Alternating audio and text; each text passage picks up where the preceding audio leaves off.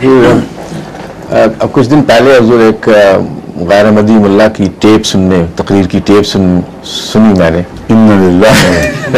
بڑی ہمت کا سن لی جی. وہ خرافات ہی تھی، وہ دو چار وہی بغیر بڑی ہمت ہے. عام تقریر ہو تو انسان ہر ایک کی سنے، ایسی خرافات بولتے ہیں کہ سننے کی ہمت نہیں ہوتی. جی ہاں. تو اس میں دو تین باتیں اپنے لوگوں کو وہ سنا رہے تھے، بتا رہے تھے کہ مہدی کے آنے کی علامات پہ. اچھا. تو اس میں سے ایک دو مجھے یاد ہے، وہ مجھے سمجھ میں نہیں آئی. وہ پہلی علامت تو یہ ہے کہ وہ حضرت مصطفیٰ صلی اللہ علیہ وسلم کی نسل سے ہوگا. ایک تو وہ تھا، اور دوسری علامت یہ تھی کہ وہ مکہ میں پیدا ہوگا. اور تیسرا شاید بیت المقدس کے متعلق تھا، مجھے یاد نہیں آ رہا کیا تفصیل تھی اس کی. یہ پہلے دو علامات ہیں، یہ میری سمجھ میں نہیں آئی کہ یہ اور بھی بہت سے امام مہدی کے متعلق جتنی روایات ہیں جی جی ان کا شمار مشکل ہے، اور مختلف احادیث میں مختلف علامتیں ہیں جو دنیا سے تعلق رکھتی ہیں. مثلا ایک وہ واقعہ ہوا ہے جو مکے میں چند سال پہلے ہوا تھا. ایک شخص کھڑا ہوا ہے اور ایک پوری حدیث کی تمام علامتیں پوری کر کے دکھا دیں. وہ مکے سے اٹھے گا، خانہ کعبہ کی دیوار سے ٹیل لگا کے وہ تلوار بلند کرے گا، اور اس کے ساتھی ہوں گے، اور اس طرح وہ قبضہ کرے گا. سب کچھ کر دیا. اس کو انہوں نے مار کے فنا کر دیا، کچھ بھی نہیں باقی چھوڑا. تو اول تو وہ بھی آل رسول میں سے تھا، سید تھا. تو یہ جھوٹ بولتے ہیں. اگر علامتیں ظاہر ہو جائیں کسی حدیث کے مطابق اور یہ مان جائیں تو پھر یہ جھوٹے نہیں ہیں. بیوقوف کر سکتے ہیں کہ غلط علامتوں کو پکڑ لیا، اصل علامتیں چھوڑ دیں، لیکن جھوٹا نہیں کہہ سکتا. لیکن ایک کے بعد دوسرا واقعہ ہوا ہے. جو بھی امام مہدی کے دعوے دار اٹھے ہیں انہوں نے کسی نہ کسی حدیث کو اپنا سہارا بنایا ہے. اور ایک یمنی مہدی بھی تھے، یمن میں پیدا ہوئے، جن کو بڑا شور ہوا اور جس کی ٹکر ہوئی پھر انگریزوں کے ساتھ. یاد ہے نا کیا کہ سوڈانی مہدی، یمنی سوڈانی، غلطی سے سوڈانی مہدی. تاریخ میں سب سے زیادہ مشہور سوڈانی مہدی ہوا ہے اس وجہ سے. اور اس کے اوپر یہ تمام علامتیں پوری آ رہی تھیں کہ اس کی ماں کا نام آمنہ ہوگا، اس کے باپ کا نام عبداللہ ہوگا، وہ سید ہوگا اور یہ کرے گا. پوری علامتیں اس پر صادق آئیں. اس کی وجہ سے کچھ لوگوں نے مان لیا، اور چونکہ اللہ تعالیٰ نے اس کو غلط ثابت کرنا تھا، اس لیے چونکہ اس نے یہ بھی سنا ہوا تھا کہ مہدی کے ہاتھ پر بھی فتوحات ہوں گی اور تلوار لے کے نکلے گا، اس نے عام جہاد کا اعلان کیا، بعض جگہ فتوحات حاصل کی. اس کے بعد جب انگریزی فوج سے ٹکر ہوئی ہے تو اس کو کچھ بھی باقی نہیں رہا. اس کے انجام نے بتا دیا کہ وہ مہدی تھا ہی نہیں، اور باقی عالم اسلام نے قبول نہیں کیا. صرف سوڈان میں جس جگہ اس کا رسوخ تھا اس کے ارد گرد کچھ لوگوں نے قبول کیا، اور بعض ایسے ہیں جو افریقہ کے بعض حصوں میں ہیں جنہوں نے قبول کیا. یہاں سے لوگ، یہاں سوڈان افریقہ ہی کا حصہ ہے، اس طرح سے لوگ گئے ہوں گے تو وہ مان گئے ہوں گے. لیکن بہرحال اس کی کتاب اب لپیٹی گئی ہے. نائجیریا میں اس کے بعض مرید تھے جو احمدی ہوئے، ان سے میری گفتگو بھی ہوئی اس پر. سارے تو نہیں ہوئے لیکن کچھ جو احمدی ہوئے تھے انہوں نے بتایا کہ وہ سوڈانی مہدی تھا نیک آدمی بنیادی طور پر، اور کوئی مفتن نہیں تھا. اس کو واقعتاً یہ خیال ہو گیا تھا کہ میں مہدی ہوں، اور بڑی وجہ یہ حدیث تھی کہ ماں کا نام آنا، باپ کا عبداللہ، اور چونکہ نیک تھا قبیلے نے اس کو سہارا بھی دیا. اس نے پیشگوئی بھی کی ہوئی تھی ان کے نزدیک. غالباً میں نے اس جماعت کو کہا تھا مجھے اس کے حوالہ نکال کے دیں. وہ کہتا ہے اس کی کتاب میں لکھا ہوا ہے کہ ہندوستان میں اصل مہدی پیدا ہوگا، اور اس کی بعض علامتیں بھی ذکر کی ہوئی ہیں. بہرحال یہ بھی ایک تھی. تو مہدی کی جو اور علامتیں ہیں ان پر بھی تو وہ کچھ بولیں اور یہ بھی تو بتائیں کہ جہاں جہاں یہ پیدا ہوئے مہدی والے وہ سارے سچے تھے؟ اگر تھے تو سب امتوں نے ان کو قبول کیوں نہ کیا؟ اور ابھی تک یہ سارے پھولوں کی طرح کتابوں میں ملتے ہیں. کوئی فعال جماعت ان کی جو انقلاب انگیز ہو اس نے کچھ بھی دنیا میں کر کے نہیں دکھایا. کچھ دیر چلے ہیں یا وہ مٹ گئے یا معمولی مرید ساتھ رہ گئے ہیں جن کا کچھ بھی اثر رسوخ دنیا میں نہیں. اسلامی دنیا میں بھی کوئی انقلاب نہیں برپا کر سکے. باہر ان کا دنیا کو فتح کرنا تو بالکل بعید از قیاس ہے. یہ ان کی تاریخ ہے.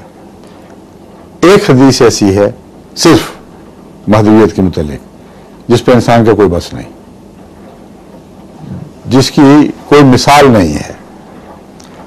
لیکن اس سے پہلے میں آپ کو یہ بتانا چاہتا ہوں کہ آن حضرت صلی اللہ علیہ وسلم نے جو فرمایا اہل بیت ہوگا، تو ان کو یہ کیوں نہیں یاد آتا کہ ایک ایسا انسان تھا جو خونی طور پر رسول اللہ علیہ وسلم کا اہل بیت نہیں تھا، مگر وہ ایک ہی تھا جس کو اہل بیت آپ نے قرار دیا ہے باوجود رشتہ نہ ہونے کے. وہ سلمان فارسی تھا. جنگ احزاب کے وقت آپ کو ان کو بلایا، خاندان میں اپنے خاندان کے ساتھ کھڑا کیا. سلمان منا اہل البیت، یہ الفاظ فرمائے. سلمان ہمارا ہے، اہل بیت ہے. اور اس کو کیوں چنا گیا آخر؟ اور کسی کو کبھی نہیں کہا. بڑے بڑے بزرگ تھے، اس لیے کہ وہی سلمان تھا جس کے کندھے پر ہاتھ رکھ کر آپ نے فرمایا کہ لو کان الایمان عند الثریا لنالہ رجل من ہؤلاء. اگر ایمان ثریا پر بھی اٹھ گیا تو ان لوگوں میں سے وہ ہوگا جو ایمان کو واپس لائے گا. تو وہی مہدی ہے، ورنہ ایک تیسرا وجود ماننا پڑے گا. یا مہدی یا مسیح دو ہی لقب ملتے ہیں. قرآن نے ذکر کیا ہے تو وہ پھر کوئی تیسرے وجود کا تو نہیں ہے ذکر کیا جس کا اشارہ بھی حدیث میں نہ ہو. یہ جو وجود ہے یہ وہی ہے جو امام مہدی کا وجود جس کا سورہ جمعہ میں ذکر ہے، محمد رسول اللہ علیہ وسلم کے نام سے ذکر ہے. اور اسی لیے حدیثوں میں ہے اس کا نام محمد ہوگا، اس کی ماں کا نام آمنہ، اس کے باپ کا. قرآن کریم میں بھی سورہ جمعہ میں رسول اللہ صلی اللہ علیہ وسلم ہی کی بعثت ثانیہ کو ایک امام مہدی کا آنا قرار دیا ہے کہ وہ آخرین منہم میں کسی نئے وجود کا ذکر نہیں ہے، اسی وجود کا ذکر ہے جس کا پہلے چل رہا ہے سلسلہ. هو الذی بعث فی الامیین رسولا منہم. تو اس طرح قرآن میں اگر کسی مسلح کی خبر ہے تو وہ یہی ہے قطعی طور پر، جس میں دو ٹوک خبر ہے. اور قرآن میں اگر کسی ایسے قطعی مسلح کی خبر ہے جس پر رسول اللہ صلی اللہ علیہ وسلم نے صاد کر دیا کہ ہاں یہی مراد ہے، تو یہی آیت کریمہ ہے. اور حدیث بخاری کی اس کی تائید میں کھڑی ہے. اور وہ حدیث کہتی ہے کہ اس وقت مسلح پیدا ہوگا جب ایمان آسمان پر اٹھ جائے گا، مسلمانوں کا حال بگڑ چکا ہوگا. اور اس کا آنا رسول اللہ صلی اللہ علیہ وسلم کا اپنا آنا تھا، مگر تشریف فرما دی خود ہی کہ میں نہیں، ان میں سے کوئی ہوگا. اور جن میں سے ہوگا وہ نہ صرف یہ کہ خونی طور پہ اہل بیت نہیں بلکہ عرب بھی نہیں تھے، غیر عرب. اور یہ بھی آیت کریمہ کی تشریح ہے جو رسول اللہ صلی اللہ علیہ وسلم فرما رہے ہیں، کیونکہ اس کے معنی بعد فرماتا ہے ذالک فضل اللہ یؤتیہ من یشاء واللہ ذو الفضل العظیم. کہ یہ جو ہم کہہ رہے ہیں بعثت ثانیہ، یہ فضل ایسا ہوگا جس کو بھی اللہ چاہے گا دے گا. اگر رسول اللہ صلی اللہ علیہ وسلم کا اپنا آنا دوبارہ مراد ہوتا تو اس آیت کا کیا محل ہے؟ سمجھے نا آپ؟ وہ فضل تو مل چکا تھا رسول اللہ علیہ وسلم کو، اس میں کسی اور کا اجتماع نہیں تھا. تو یہ آیت کریمہ ایسی حیرت انگیز تفصیل کے ساتھ حضرت صلی اللہ علیہ وسلم نے حل فرما دی کہ کوئی گوشہ اس کا خالی نہیں چھوڑا. اس ایسا شخص جس کی اتنی قطعی خبر ہو، اس کو احادیث اگر ایسا مشتبہ کر دے نعوذ باللہ من ذالک کہ آج ایک کھڑا ہوتا ہے وہ اپنے حق میں ایک حدیث پیش کر دیتا ہے، کل دوسرا کھڑا ہوتا ہے وہ اپنے حق میں ایک حدیث پیش کر دیتا ہے. تو کیا کوئی ایسی حدیث نہیں ہے پھر کہ جو اس آیت کی شان کے مطابق قطعیت کے ساتھ اس کا حل کرے، اس کا فیصلہ کرے؟ یہ سوال اٹھتا ہے. اس کے جواب میں حضرت صلی اللہ علیہ وآلہ وسلم کی حدیث موجود ہے، ان لمہدینا آیتین، ہمارے مہدی کے لیے 2 نشانیاں ہوں گی. اب یہ نہیں کہہ سکتے تھے مہدی کے لیے ہوں گی. ہمارے مہدی کے لیے جو فرمایا مراد ہے کہ بہت سے مہدی ہوں گے، لیکن وہ مہدی جن کی ہم بات کر رہے ہیں جو میرا ہوگا، اور نا فرمایا ہے. ہمارا نام ایک عجیب شان ہے کہ ساری امت کا اصل نمائندہ وہ ہے. اس کے لیے تو آسمان سے نشانیاں ظاہر ہوں گی، زمین کی نشانیاں کام نہیں کریں گی. اور وہ 2 نشانیاں ہیں جن کا قرآن میں ذکر، جن کا نیو ٹیسٹامنٹ میں ذکر، جن کا مسیح سے بھی تعلق ہے. تو یہ مضمون صاف کھول رہا ہے کہ مسیح اور مہدی 2 الگ وجود نہیں ہیں. مسیح نے اپنی آمد ثانی کے متعلق جو نشانیاں پیش کی تھیں آسمان پر سورج کے تاریک ہونے اور چاند کے اندھیرے ہو جانے کے متعلق، وہی الفاظ قرآن کریم نے استعمال فرمائے آخری زمانے کے انقلابات سے پہلے نشان کے طور پر. اللہ تعالیٰ فرماتا ہے وہ جو آیت ہے نا، انکسف الشمس، جمعہ الشمس وقت سے پہلے،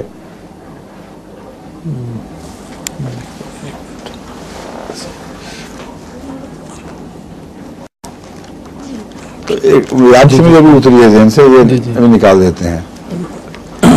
قرآن کریم فرماتا ہے کہ جب سورج تاریک ہو جائے گا اور وہ جمعہ الشمس والقمر، جی نہیں میں دیکھتا ہوں. ابھی حدیث اصل آیت پڑھ کے سناتے ہیں آپ کو. شمس اور قمر، پہلے ایک کو کہا کہ وہ گرہن لگ جائے گا، دوسرے کے مطابق فرمایا وہ بھی اس کے ساتھ جمع ہو جائے گا. اب صاف ظاہر ہے کہ اس کو بھی گرہن لگے گا، اور جمع ہونے کا مطلب یہ ہے کہ وہ ایک مہینے کسی ایک خاص مدت میں اکٹھے ہوں گے. بس یہ حدیث بھی مبنی بر قرآن ہے، اس حدیث کی طرح جو بخاری کی حدیث تھی.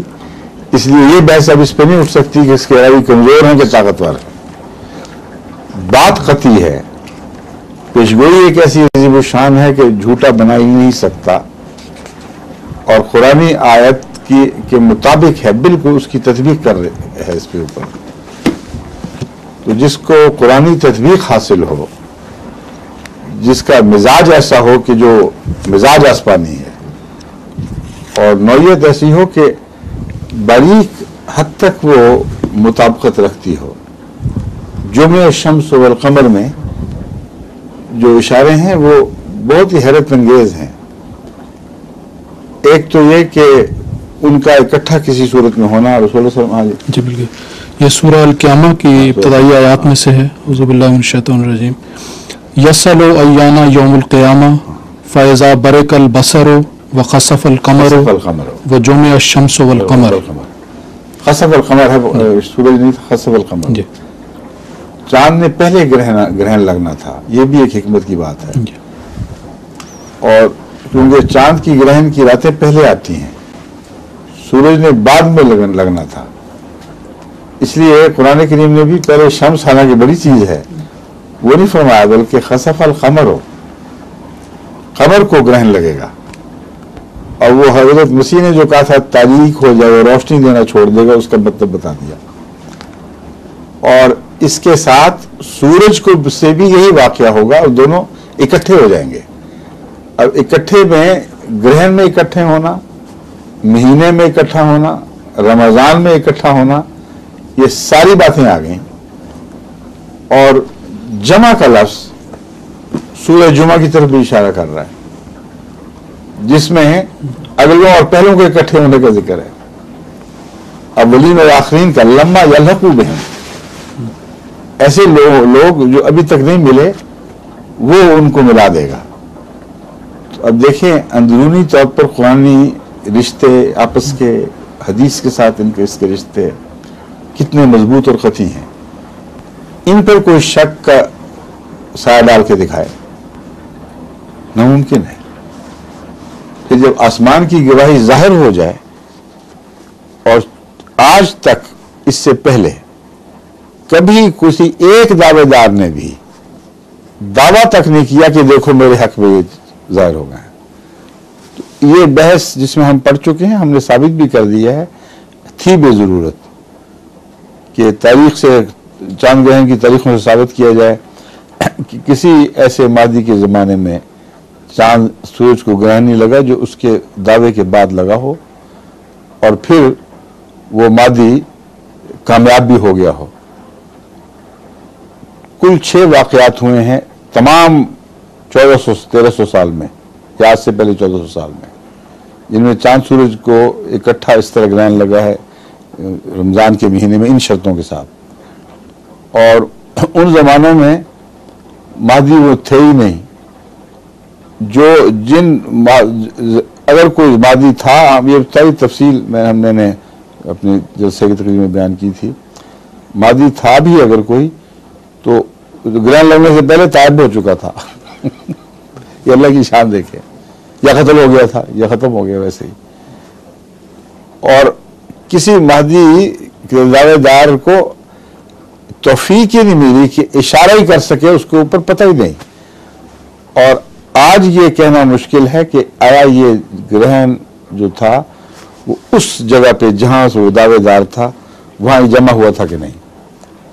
کیونکہ لفظ جمع میں ایک اور بھی حکمت ہے جس کو سائنسدان سمجھتے ہیں. وہ یہ ہے کہ محض ایک مہینے میں چاند اور سورج گرہن کا لگنا ان تاریخوں میں کافی نہیں ہے، جب تک اس افق سے جو دعوے دار کا افق ہے، اس افق سے دونوں گرہن اسی مہینے میں دکھائی نہ دیں.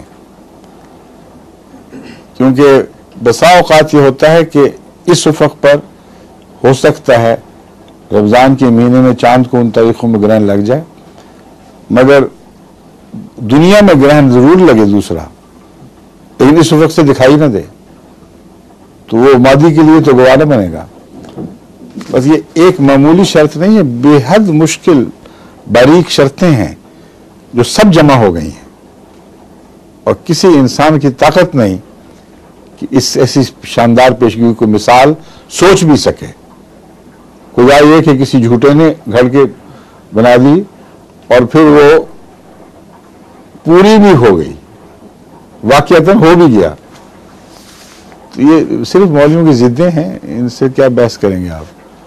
مگر آپ کو میں حوصلے کی داد دیتا ہوں جو آپ نے باتیں اور کی تھی حضور اکرم صلی اللہ علیہ وسلم، انہوں نے فرمایا کہ